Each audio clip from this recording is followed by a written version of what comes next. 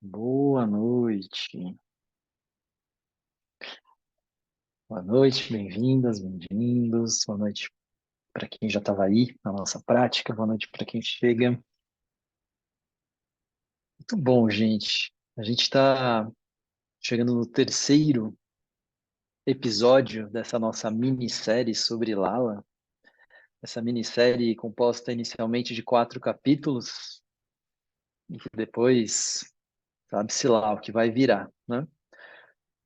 Talvez vire uma série mais longa, talvez vire um filme, talvez vire um livro. A gente não sabe o que vai acontecer a partir daqui, mas a gente queria começar com esses 4 primeiros passos, esses 4 encontros, ah, começar a entrar em contato, né, com essa obra, a vida e a obra de Lala.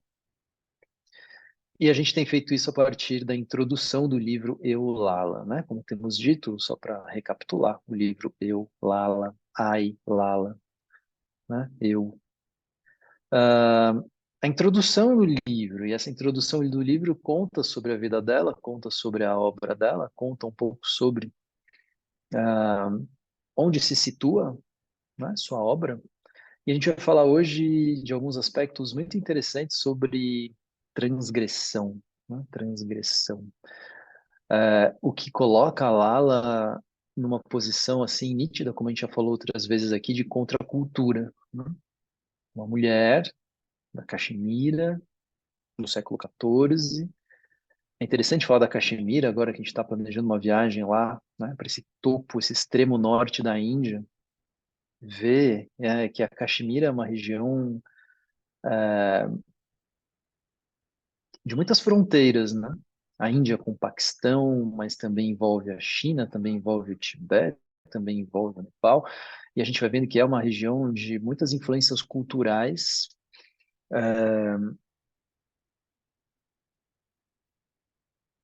como a gente vê, né, na própria história, na própria obra. Enfim, então a gente vai falar um pouco desse aspecto de contracultura. Contra o quê? Né? O que é ser contra a cultura? E uma mulher no século XIV indo no movimento de contracultura,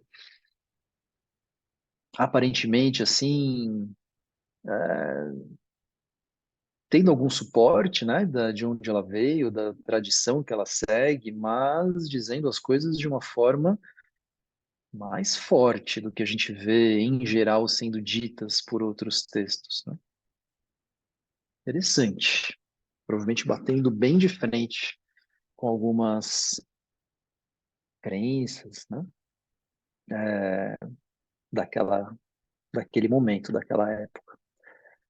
Então, a gente vai falar bastante sobre isso. Esse é o nosso terceiro encontro. Depois teremos mais um, ainda esse mês, né? No finalzinho desse mês, na última segunda-feira, que é quando? Que é dia 24, ou seja, daqui 3 semanas. É isso, né? 24 de junho. É isso mesmo? É. Daqui 3 semanas. É, é isso. Stephanie.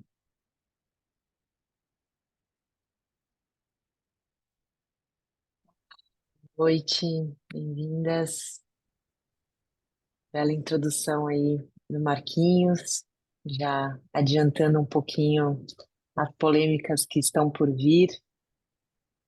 E essa é uma introdução muito longa, eu achei que a gente já ia estar na reta final dela, e esse é um livro denso que cada hora vai aparecendo cada vez mais temas para a gente poder discutir aqui.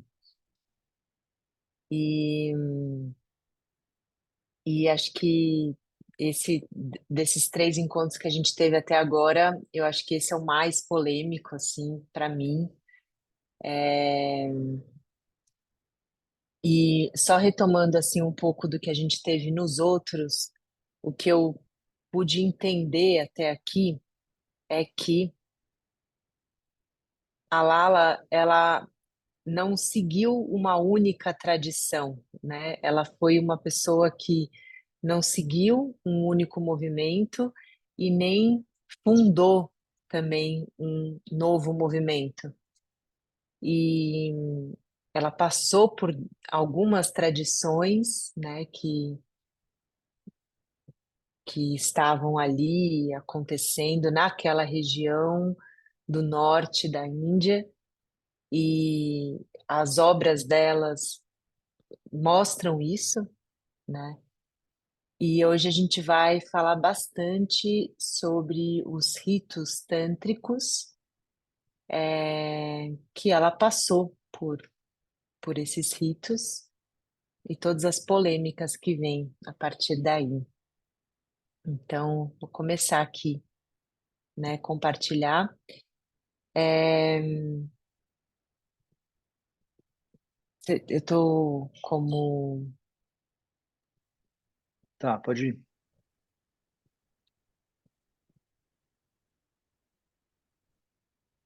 Ah, sempre aparece a minha baguncinha aqui. Tá aparecendo aqui os slides? Sim. Então vamos lá para o nosso terceiro encontro. Obrigada aí todas as pessoas que estão nos acompanhando. Isso nos motiva a continuar. E, bom, como a gente já foi falando, né, da contracultura da Caxemira do século XIV, a santa poeta. Eu coloquei assim, né? Essas são as minhas palavras, mas essa santa poeta foi como ela é conhecida ainda hoje em dia na Caxemira, popularmente, né?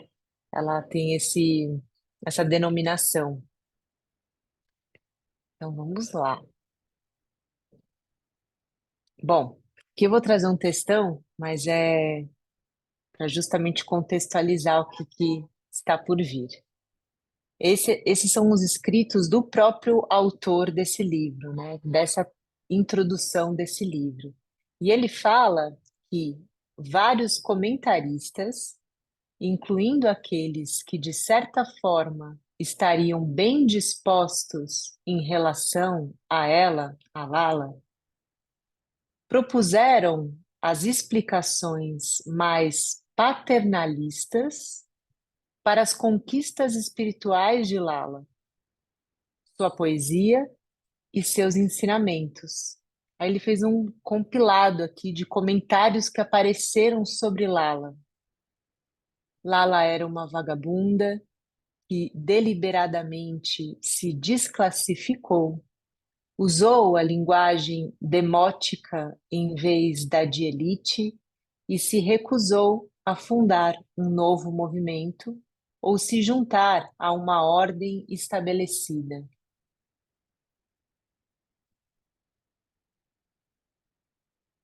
Alguns dizem que ela conhecia um pouco o yoga e o tantra. Outros admitem que ela conhecia um pouco de filosofia, mas implicam que ela a pegou de forma informal e intuitiva, e alguns duvidam que uma mulher poderia ter adquirido a sofisticação de um iniciado. Então, mesmo ela sendo conhecida popularmente, mesmo ela tendo é, questionado, criticado muito da sociedade e mexido muito na cultura dessa região da Caxemira, eles colocam em questão a credibilidade da prática da Lala. Vou continuar um pouquinho aqui. Ritos que envolvem o cultivo do controle sobre processos psíquicos e várias formas de visualização, mas que também incluem o uso controlado de substâncias proibidas pela ortodoxia, como vinho, carne e peixe, e relações tabu, como com mulheres casadas com outras pessoas ou muito abaixo do status de casta do aspirante. É assim que, na frase de Lala, o aspirante pode alcançar a sabedoria quebrando as regras. A gente já vai ver essa frase aparecendo nos poemas dela. Esses ritos foram projetados para estimular a consciência do aspirante espiritual a transcender os binários que regem o comportamento social aceitável e o sistema predominante de suposições culturais. Isso já vai ficar mais claro. Quer falar alguma coisa?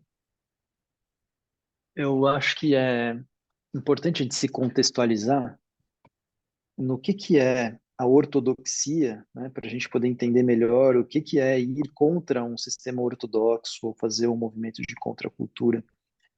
Porque talvez para a gente hoje, com a nossa cabeça, com o nosso pensamento, não seja assim tão grave, né, ou tão forte o que significa exatamente o uso dessas substâncias. Volta só um pouquinho o anterior, substâncias proibidas ou essas relações tabu, né? Proibidas pela ortodoxia. O que é que era a ortodoxia? Era o brahmanismo, basicamente, o que foi da origem ao hinduísmo, predominantemente difundido pela Índia, como.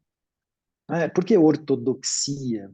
Porque está alinhado com essa crença e que vem desde o período védico.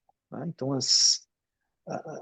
os sistemas filosóficos ou religiosos ortodoxos são aqueles que se alinham com os Vedas e tanto o Tantra, né, que é de onde vem essa principal fonte do pensamento transgressor de Lala, como algumas outros sistemas de pensamento, como o próprio budismo, né, eles são heterodoxos nesse sentido. E alguém que habitava aquele mesmo lugar, né, que vem daquela mesma, talvez os próprios pais dessas pessoas sejam pessoas ortodoxas, né? Talvez os vizinhos, talvez as pessoas em volta, talvez elas tenham nascido num ambiente ortodoxo, com a proibição do vinho, do álcool em geral, da carne, né? Das carnes em geral. Uh, é um movimento assim que não é uma transgressão prazerosa, né? Acho que é isso que é importante ficar claro. Não é que, eu vou comer carne mesmo porque eu gosto, e eu nunca pude, eu vou tomar vinho porque eu. Não é exatamente isso, porque é provável que essas pessoas tenham que ter lidado dentro delas próprias, né? E aí está o valor da prática transgressora, né? Porque fazer porque você está afim não é exatamente assim uma coisa tão transgressora, né? Mas o transgressor e aquilo que você e o valor que isso tem, a importância que isso tem dentro desses movimentos é porque é justamente algo muito difícil para a própria pessoa. Ela provavelmente vem desse lugar onde isso é proibido e aí ela vai ingerir aquilo como um ato, né? Aquilo é um ato ritualístico, não é uma roda de vinho com os amigos. Não, não tem nada a ver com isso. Não tem nada a ver com o prazer da bebida ou da carne.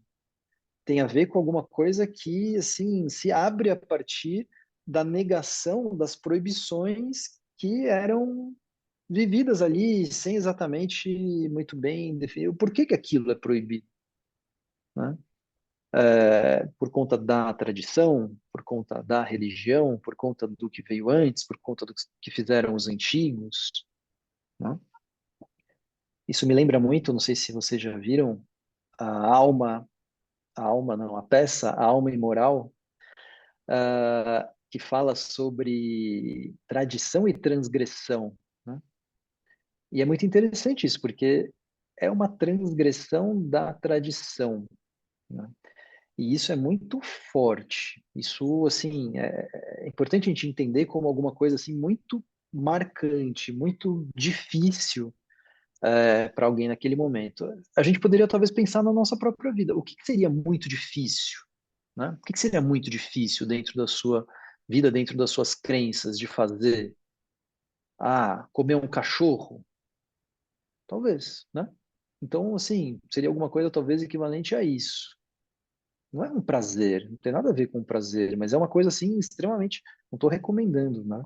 Que ninguém coma um cachorro, mas eu só estou tentando colocar um pouco do peso que essas coisas têm. Talvez não fosse a carne da vaca, mas mesmo assim a carne de uma cabra, a carne, sei lá, né, do peixe, como está sendo colocado aqui, já é alguma coisa extremamente transgressora. Assim como muitas vezes também essas práticas tântricas, incluindo práticas no crematório, práticas com cadáveres, práticas com crânios, né? Não é assim exatamente alguma coisa prazerosa. Mas é tipo a gente ir lá num cemitério e fazer uma prática hoje em dia. Mexe com alguma coisa, né? E isso que mexe com alguma coisa, mexe com as estruturas, mexe com aquilo que é assim tão bem arrumadinho dentro da gente, sabe? Aquelas coisas, isso já está tão bem arrumado, isso eu já vivi assim, eu já nasci assim, já fui ensinado assim. Por que que você quer mexer com isso? E é exatamente com isso que está tão bem arrumadinho que essas práticas vêm mexer. Exatamente nesse sentido. Muito bem, apontado.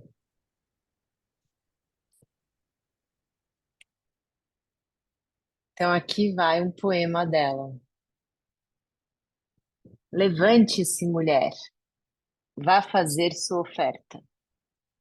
Leve vinho, carne e um bolo adequado para os deuses. Se você souber a senha do lugar supremo, poderá alcançar a sabedoria quebrando as regras.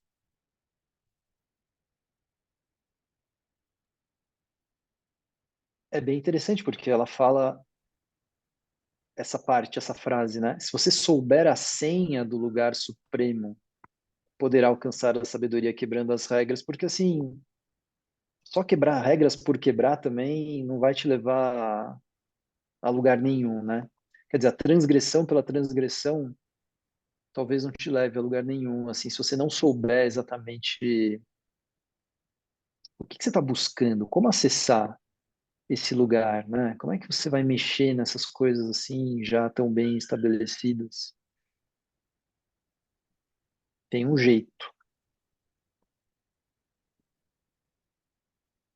Aqui tem um comentário do Zimmer no livro que fala sobre, sobre essa dosagem das substâncias.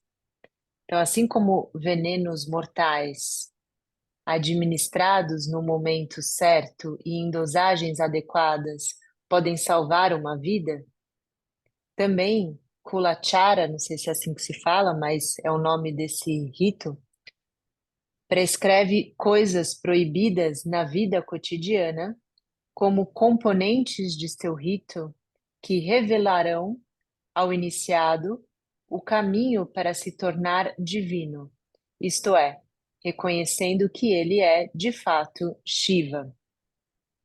A gente vai trabalhar um pouco mais esses conceitos daqui para frente. Então, não é tanto sua capacidade básica de intoxicar e libertar uma pessoa que os torna elementos sacramentais. Ele está falando da dosagem desse veneno, mas sim o fato de que eles têm o poder, enobrecidos pelo rito e consagrados em cerimônia, para transportar o iniciado além da ordem moral de sua existência cotidiana. Então, acho que aqui começa a pegar a essência da coisa, que é a ordem moral. Então, essa transgressão que o Marquinhos estava falando, eu acho que tem muito mais a ver com essa relação moral. Você pegou o que eu falei?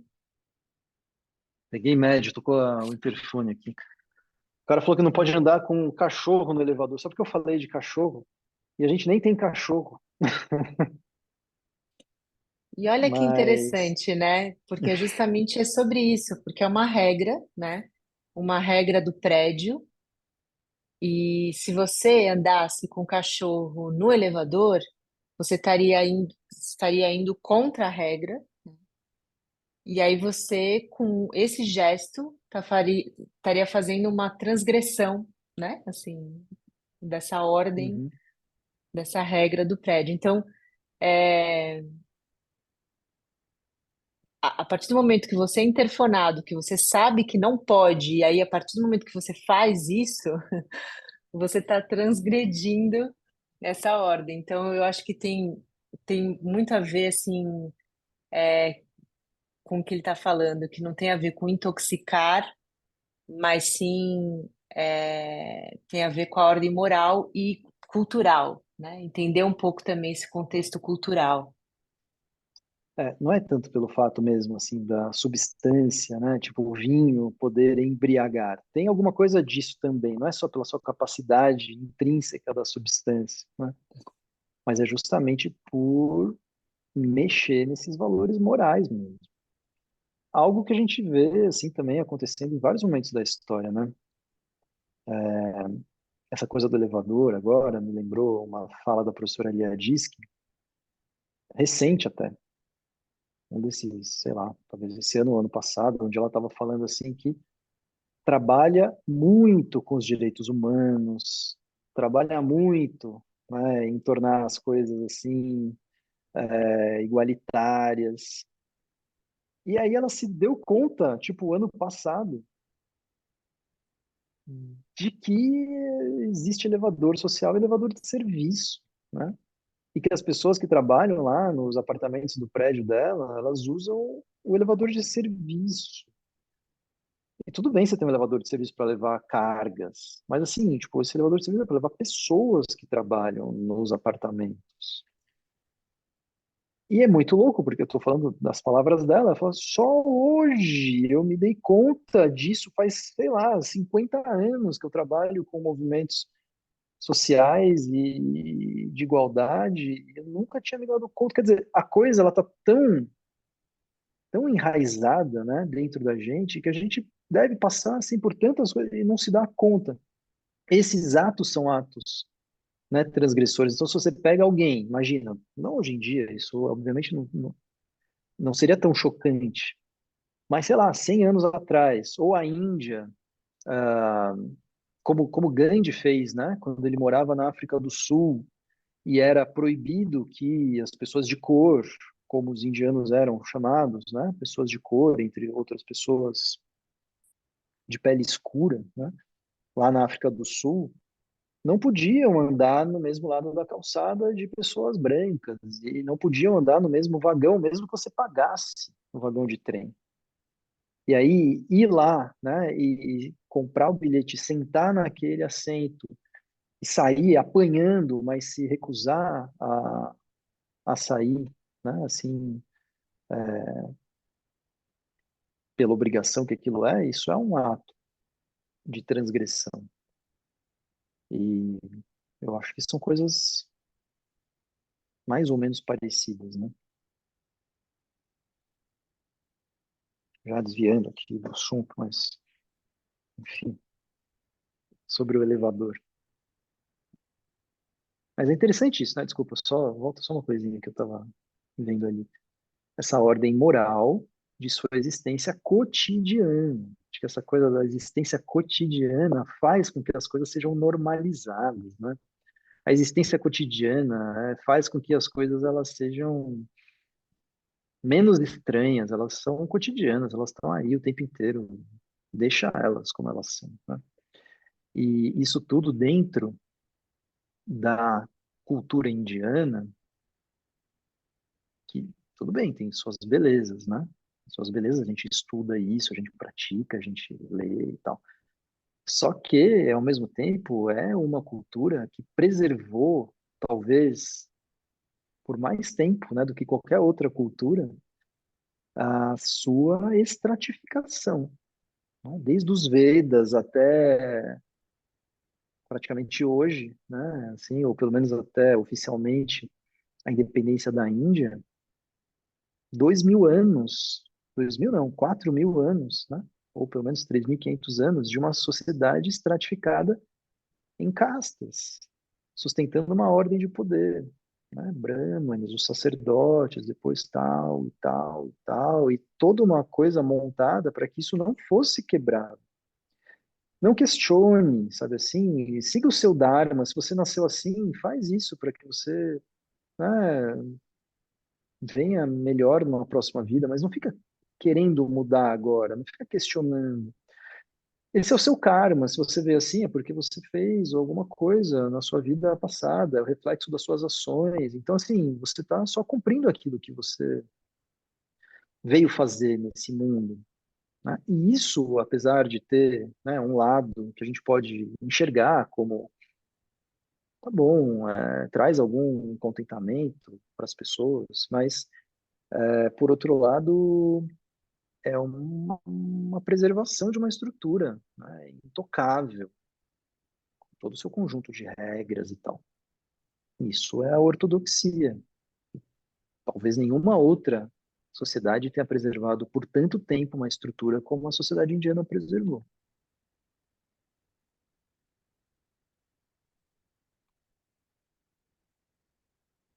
Aí mais um poema que fica dentro desse tema. Engorde os cinco sentidos como se fossem carneiros destinados ao sacrifício. Eu estou respeitando aqui como o poema foi apresentado. Então, carneiros destinados ao sacrifício. Alimente-os com o grão da luz da mente, e os bolos servem para os deuses. Então mate-os, mas não se apresse. Você precisa da senha do lugar supremo para alcançar a sabedoria quebrando as regras.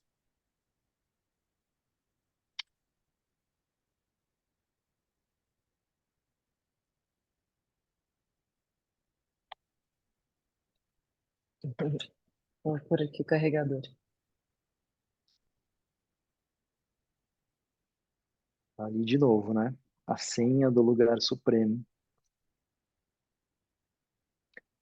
Eu acho que isso tudo, assim, é legal para a gente pensar nessa coisa de que não é fazer por fazer, né? Não é fazer por fazer, nem seguindo as regras, nem quebrando as regras. Não é fazer por fazer de jeito nenhum. Fazer por fazer seguindo as regras também é simplesmente cumprir um protocolo, né? Fazer por fazer, quebrando as regras, talvez seja assim uma rebeldia sem também muito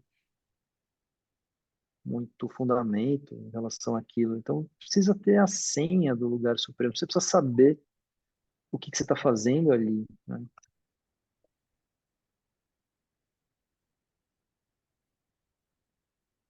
Bom, vamos lá. Voltou? Não, mas vou tentando aqui. Aqui eu vou falar um pouco desse rito, Yoni Puja. Um puja para Yoni.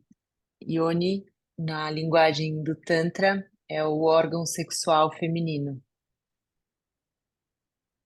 O Yoni Puja, meticulosamente coreografado ou ritual com um parceiro sexual, também envolve uma mulher proibida.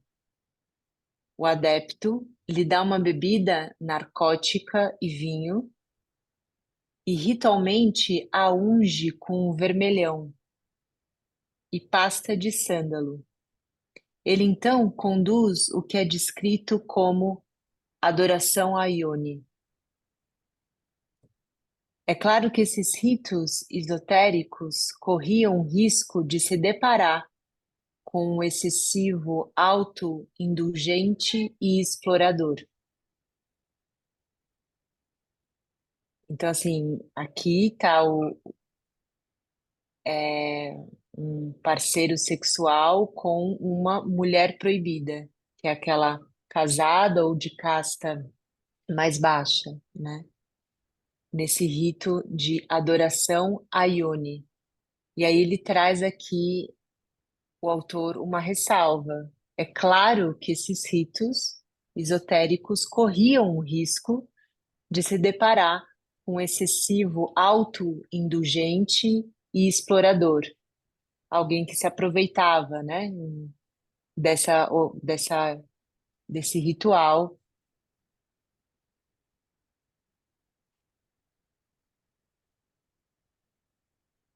Também é claro que eles permanecem, a partir da evidência textual, dedicados à transcendência psicoespiritual de um homem, em vez de uma praticante feminina, com pouca preocupação com a eficácia ou não do ritual para as mulheres envolvidas. Então, é bem contraditório, né? Porque, assim, se é uma adoração a Ione e não tem a preocupação da eficácia do ritual para mulheres envolvidas, então não é garantia aqui que essa transcendência estava com a mulher assegurada, né? Assim,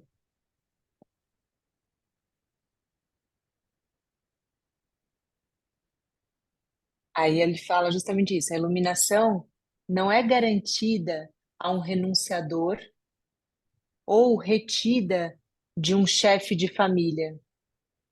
Trata-se daqueles que se refinam para recebê-la. Aí tem um poema. Alguns fogem de casa, outros fogem do eremido. Nenhum pomar dá frutos para a mente estéril. Dia e noite, conte o rosário da sua respiração e fique parado onde quer que esteja. Porque você ou é um chefe de família, né? E a partir do momento que você se torna um renunciante, você renuncia à sua família. Mas não é porque você renunciou à família, agora você é um renunciante, que você tem a iluminação garantida, né? Até que E ela o pode falar. Bhagavad Gita, né? Ele, que é bem mais antigo do que isso, mas é um texto que ele é super popular, né? E conhecido na Índia toda. Ele fala sobre as quatro fases da vida.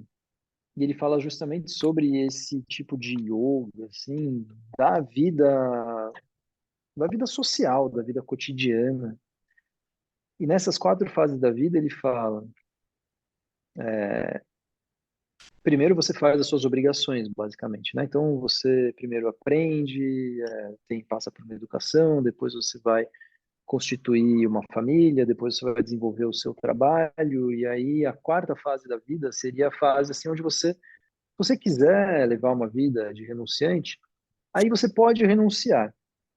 Mas na quarta fase da sua vida, ou seja, depois que você já fez tudo que você tinha que fazer para cumprir o seu papel social, o Dharma, né, de certa forma, é cumprir o seu papel social. E aí eu me lembrei também, agora falando disso, que a palavra Dharma, ela deriva de uma palavra Rita, que aparece nos hinos védicos e que significa a ordem cósmica, né? Então, quer dizer, o Dharma tem a ver com a manutenção de uma ordem cósmica.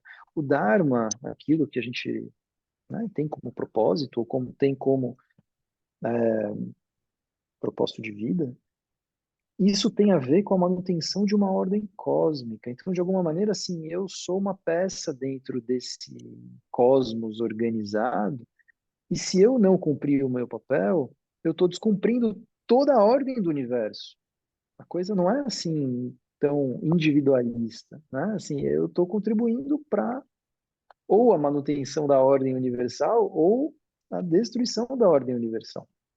Tanto é que a gente já passou por leituras aqui, eu não me lembro exatamente se a gente falou nessas palavras, né, nos outros encontros, mas a gente já passou por outras leituras que falam do papel da mulher. E o papel da mulher dentro dessa sociedade ortodoxa é casar, é ter filhos. E como que ela encontra o lugar para ela exercer sua vida espiritual? Dentro desse papel dela aí, né? É aí que você vai encontrar. Você pode ter uma vida espiritual, mas dentro desse, desse papel.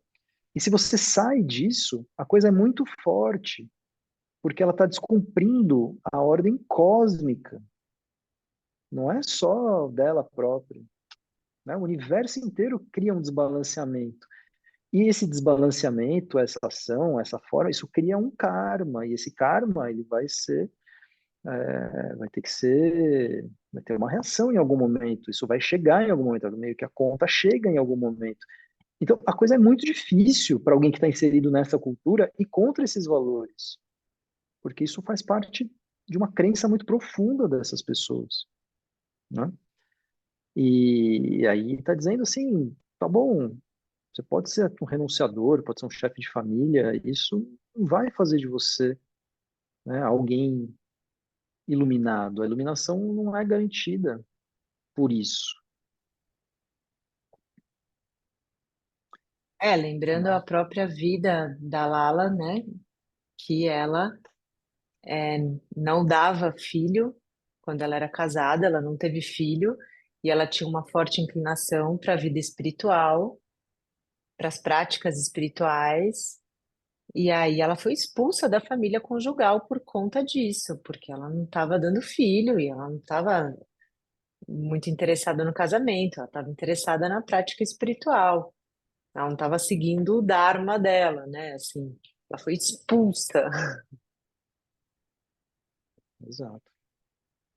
Agora, essa parte anterior, né, sobre o ritual, eu acho que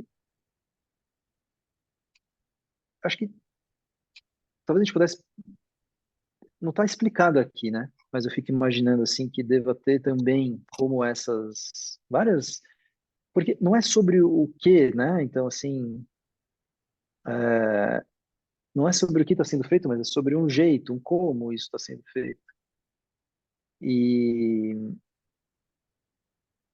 e assim como existe o ritual voltado ao Yoni, né? O Yoni Puja, e que isso provavelmente deve ter vertentes feitas com uma adoração verdadeira, de fato, né, uma relação com o feminino, também deve ter outros que estão ali meio que cumprindo isso de uma forma protocolar ou meio que tentando extrair, né, o homem ali, tentando extrair o benefício disso, já dentro de uma reinterpretação ortodoxa dessa história, né?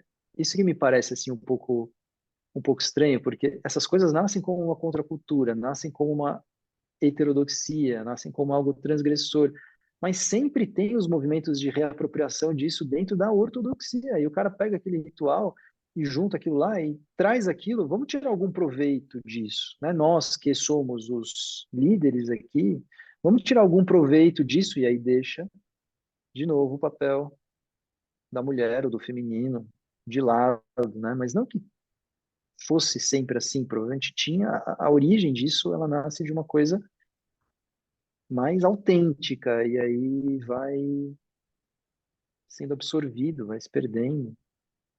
Claro, não, claro. Não sei se o É, livro fala disso, né?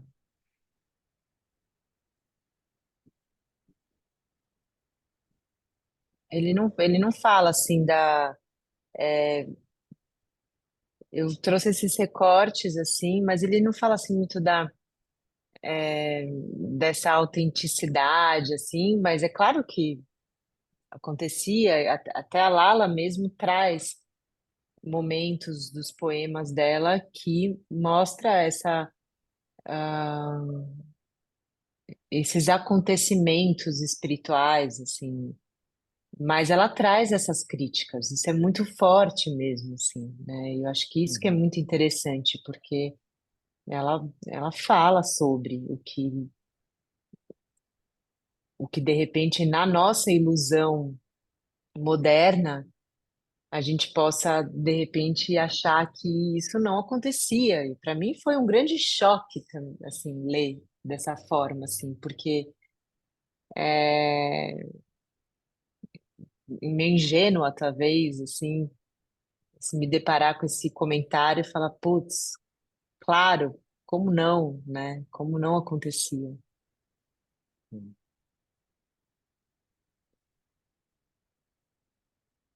Aí ela fala de novo sobre essa relação, né, do eremita e chefe de família. Eremita ou chefe de família, mesma diferença.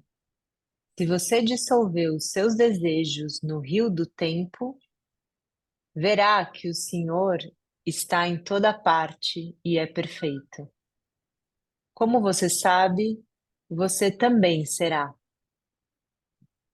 Bom, lembrando que esse Senhor aqui não é o nosso Senhor, né? Que assim, Senhor que a gente conhece aqui no inconsciente coletivo, de repente é um senhor de barba branca comprida, né? Que é tudo uma tradução, imaginando esse Lord, né, em inglês, e o que que é isso na cultura, né? Esse senhor. Mas enfim, um divino seria mais próximo disso. E aqui eu gosto muito, assim, de trazer, porque a gente começou aqui essa apresentação falando sobre os comentaristas criticando a Lala, a posição dela, o que ela representa, o que ela foi. E, e mesmo ela trazendo as críticas do que acontece, ela fala: é, você também pode ser isso. É só você querer, né? Assim, só que independente se você é eremita ou chefe de família, assim, é aquela coisa do se recordar, né, da sua união com o divino, que é a tradição do Tantra diz, né, que a gente se separa do divino por um esquecimento, né? né? E, e o Tantra, né? Como é esse movimento de contracultura, tipo, ele não faz nenhuma distinção, assim como o Bhagavad Gita faz, se você é um chefe de família, se você exerce seu papel social, ou se você é um retirante, eremita, afastado da sociedade, vive na floresta. O Tantra não faz distinção disso, né? Não coloca, assim, não coloca esse peso, esse valor moral, nas fases da vida, na coisa do seu Dharma, na coisa. Não tem isso, né? Assim, justamente vai muito contra essas dualidades que se criam. Então ele vai numa forma assim, você pode estar em qualquer lugar, você pode. O que muda, né, é uma questão interna, não é sua função, né?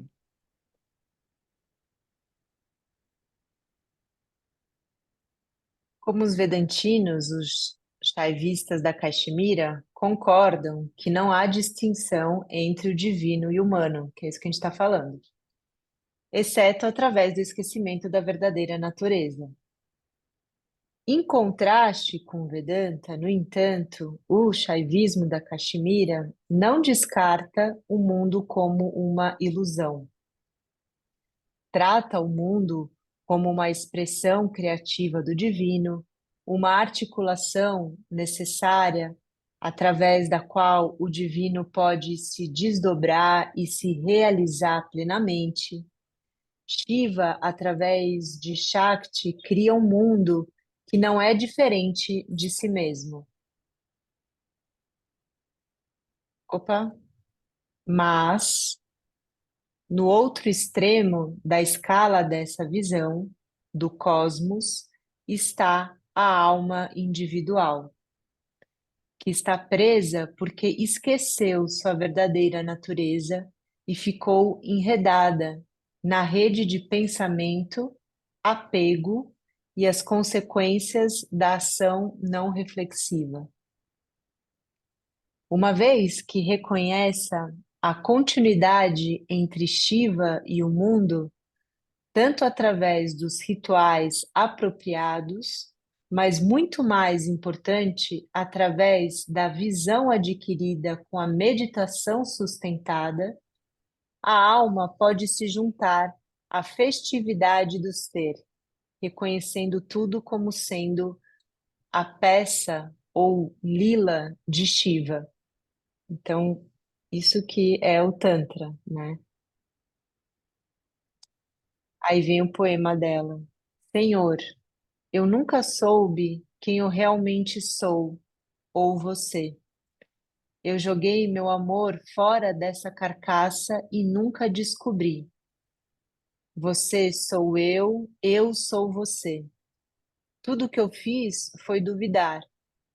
Quem sou eu? Quem é você? Eu permaneci aqui com a letra maiúscula que estava. Então, esse você é o você dela mesma, talvez, né? E esse você é se referindo ao Senhor. Mas, enfim, aqui ela é isso que a gente vem falando, né? Não é uma prática ritualística do fazer por fazer. Ah, eu sou uma renunciante inconsciente.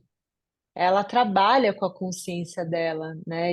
E ela explora, através desses poemas, ah, as consciências que ela vai adquirindo com as práticas.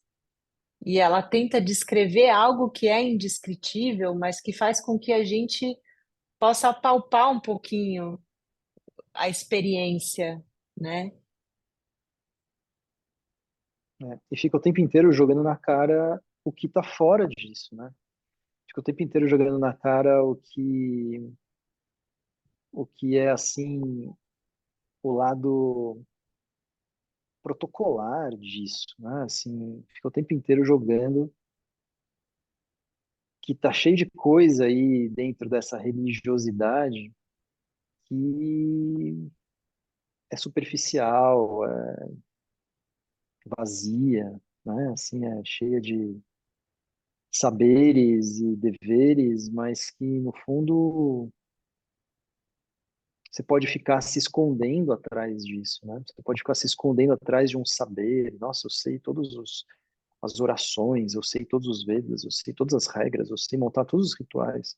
Porque, de certa forma, os Vedas eles estão apoiados nisso, né? Um saber muito exato, muito preciso do sânscrito, da entonação, da hora que você faz tal entonação e da hora que você coloca cada coisa dentro do ritual e qual é a divindade.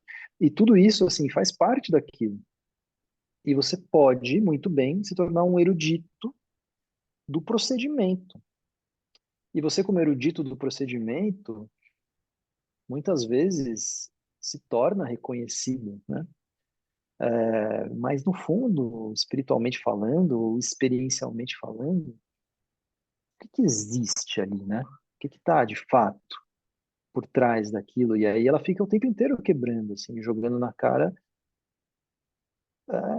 essa, esses executores do procedimento, né?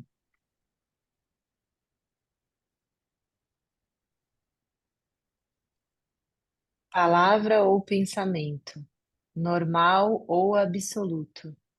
Eles não significam nada aqui.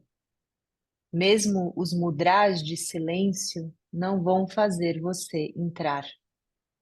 Estamos além de Shiva e Shakti aqui.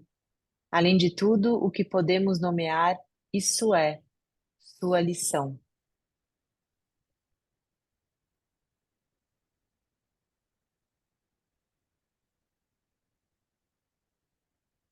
Como alguém escreve aqui, né? Ela tem uma profundidade absurda na expressão das experiências. E realmente, assim, a gente, né, cada poema é um instante de silêncio, assim, você fala, nossa, calma, como é que é mesmo?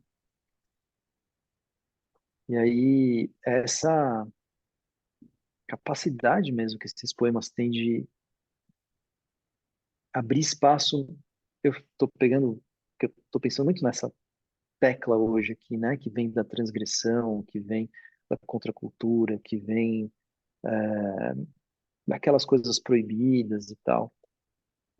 Porque vem justamente abrir espaço no lugar das coisas cristalizadas, no lugar dos procedimentos estabelecidos e que, caramba, né, é óbvio que só isso não sustenta nada, mas sustenta muita coisa, né? Preserva muita coisa.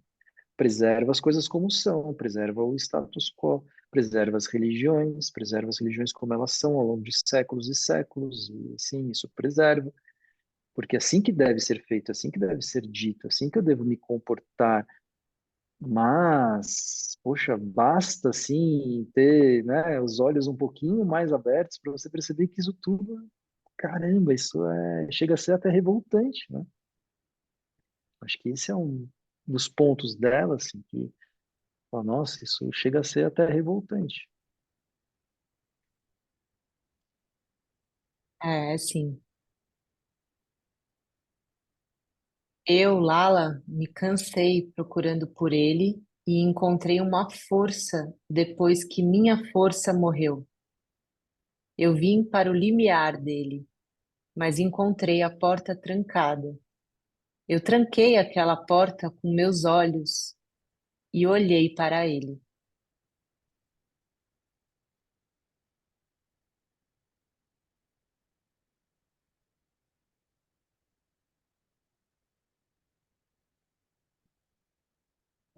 Uma contracultura substancial, vigorosa e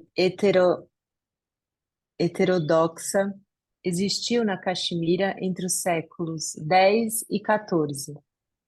Assim, eu diria que a Lala claramente se baseou e, até certo ponto, participou dessa contracultura, que chamarei de, na tradução é subterrâneo tântrico, mas Tantra Underground, Hum,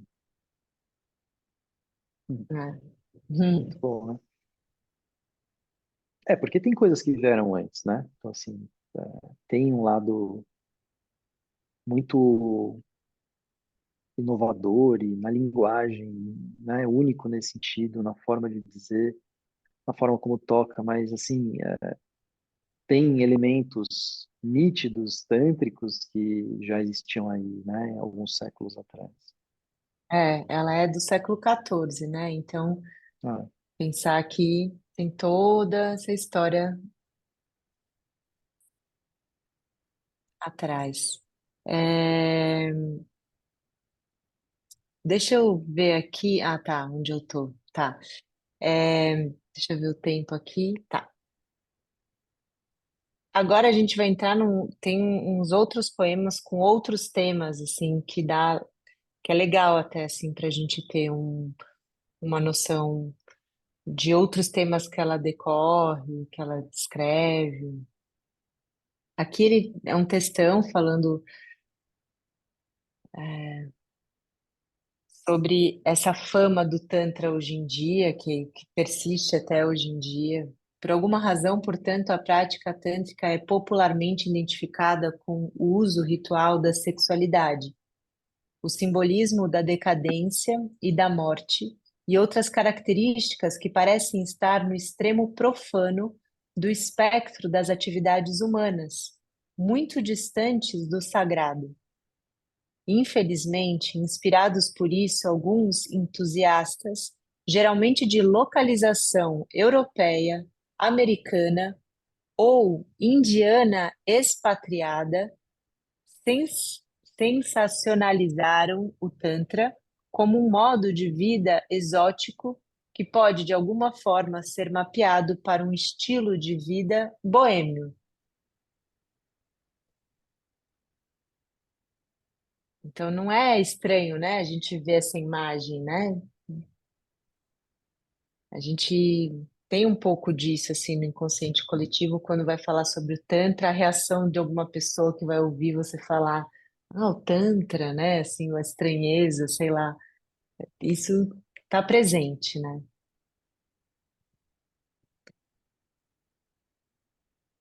Bom, a Lala ela passa por outros temas, né? Vocês viram o tamanho do livro, é bem grosso, tem muitos poemas.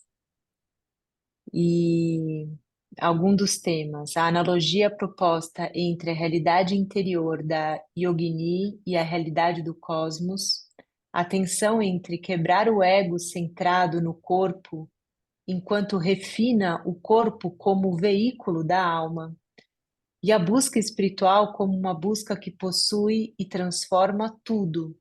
que coloca o buscador em uma tangente à sociedade, como um excêntrico, um tolo sagrado, um lunático inspirado.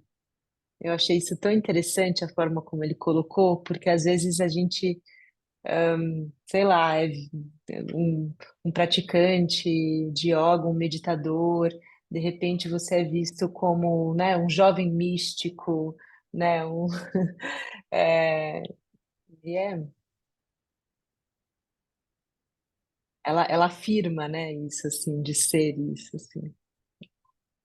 Então, no poema 80, por exemplo, Lala oferece ao aspirante o seguinte conselho, destinado a conter as reivindicações do corpo: use apenas o suficiente para manter o frio fora. Coma apenas o suficiente para manter a fome longe da sua porta. Mente, sonhe a si mesmo, além de si mesmo e do outro. Lembre-se, este corpo é apenas uma colheita de corvos da selva. Corvos da selva. A gente vai disponibilizar essa apresentação no WhatsApp depois, aí vocês podem ler também os poemas com calma, porque dá vontade de ler, reler, refletir, né? Cada frase, cada verso. Mas no poema 141, ela propõe outra maneira mais parecida com Natha de se relacionar com o corpo, que é uma outra linhagem, né? Mente verdadeira, olhe para dentro deste corpo, este corpo que eles chamam de forma do próprio si mesmo. Tire a ganância e a luxúria. Lustre este corpo tão brilhante quanto o sol.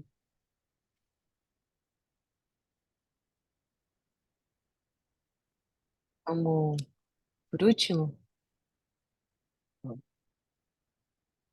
o yogi que, afastando-se da busca espiritual, mas mantendo habilidades de controle corporal, poderia deslumbrar a população de chefes de família com seus truques. No poema 119, ela enquadra uma crítica sardônica a tais mágicos do poder. Para barrar uma inundação, para apagar um incêndio florestal, andar no ar, ordenhar uma vaca de madeira. Qualquer vigarista poderia fazer isso. Ela tem, né, um sarcasmo aí nos poemas dela. É isso, E é vamos muito ficar legal por essa primeira isso. parte, né? Porque ele fala assim, porque isso realmente acontecia, né? E eu não sabia que isso já acontecia nessa época, mas isso acontecia. Deslumbrar a população, e ela faz questão de falar de chefes de família, com os truques. Os truques de quem? Daqueles que adquiriram habilidades incríveis de controle corporal, mas que não tinham exatamente assim um desenvolvimento espiritual da mesma magnitude, né? E isso aparecia, essas pessoas apareciam, e aí elas se exibiam, né? Elas adquiriam os poderes, assim, os chamados seeds, com a prática, e iam se exibir, iam procurar conquistar alguma coisa com isso. E a crítica vem nesse lugar, né? A crítica vem nesse lugar. Porque é justamente isso, se a gente for ver ao longo de uma história mais longa, que vai dando ao yoga e àqueles europeus e àqueles, eles estão falando do ponto de vista mais tântrico, mas isso de uma certa maneira vale para o yoga em geral, uma visão bastante prejudicada do que é o yoga, né? Então assim, vai dando para a sociedade, para os tais chefes de família, para os estrangeiros, uma visão de que essas pessoas são assim pessoas interesseiras, pessoas estranhas, pessoas até vagabundas, como diz um relatório britânico, e que é uma das primeiras palavras que gente fala no comecinho do nosso encontro de hoje, né? Lala como uma vagabunda. Lala como uma vagabunda e muitos praticantes de yoga como desses aí, que não seguiram muito bem a relação protocolar e as boas práticas, né? E o lado assim mais político, com aqueles que estão no poder, vagabundos, vagabundos sem reputação, né? Pessoas ligadas a sexo ritualístico, pessoas ligadas a diversos tipos de crimes e pecados. Essas são as pessoas, né? Interessante ver essa palavra vigarista, né? Sim, tem muito disso dentro do contexto do yoga. Sim, Muito que fez bem, com que o yoga caiu em descrédito também muito por essas pessoas, né? exatamente. Muito bom. Teremos o nosso próximo encontro. A gente está. Pode falar o que a gente está pensando por último? Pode, mas a gente não promete, né? A gente não promete, mas a gente está querendo e tentando. é, Tentando, né? Só escrevi uma mensagem e não mandei ainda. Você vai ler a mensagem ainda. Chamar para o nosso último encontro a Daniela Bavilacqua, que foi quem escreveu o artigo Mulheres têm o direito de se tornar ascetas, que a gente falou no nosso primeiro encontro, que é um texto que está lá disponibilizado no site da Svarupa e que é muito interessante para quem quiser se contextualizar disso tudo que a gente está falando, de como a Índia olhava para as mulheres, de que forma que ela olhava para as mulheres. Teve uma pergunta aqui. Então, quer dizer que as mulheres que não queriam ter filhos é, não estava seguindo o seu dharma, né? Não podia. Não, era mal vista. Ela tinha que querer casar e ter filhos, né? Então, isso era muito forte. E principalmente aquelas que queriam se tornar renunciantes, era mais forte ainda, assim. Então, a Daniela, ela fez uma pesquisa, é um texto curto, quem quiser ler, tá lá. E vamos ver, de repente ela, sei lá, na última vez que eu mandei mensagem para ela, foi super receptiva, então é meio que conseguir casar a agenda.